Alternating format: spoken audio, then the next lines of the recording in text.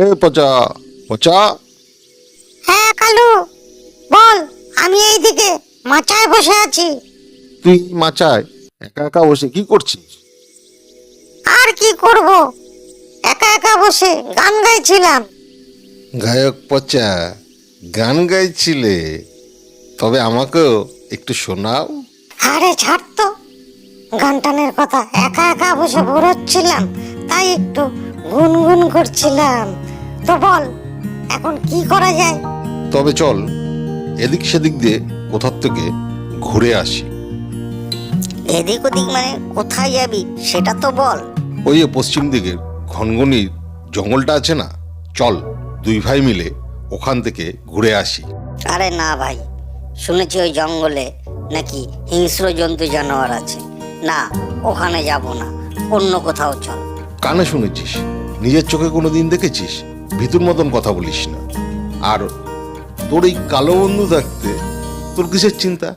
তবে চল, এখনই বেরিয়ে পড়ি।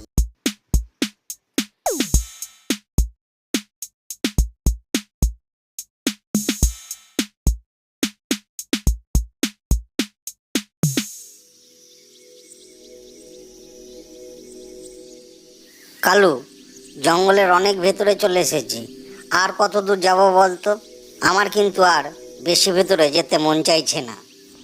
ওই যে নদীর পাড়টা দেখা যাচ্ছে না, ওই পর্যন্ত যাব, চল।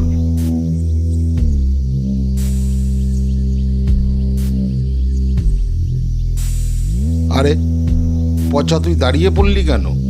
তাড়াতাড়ি আয়। দেখ কালু, আমি কিন্তু ওই নদীর পার পর্যন্তই যাব, তারপরে আর কিন্তু আমি আর যাব না। বললাম তো নদীর পার পর্যন্ত যাব, আর যাব না, তুই আয়।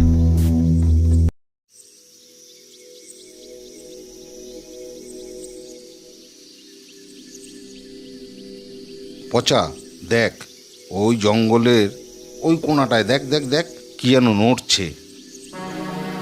হ্যাঁ কালু, ওই তো। আরে ওটা তো মনে হচ্ছে বাঘ রে কালু।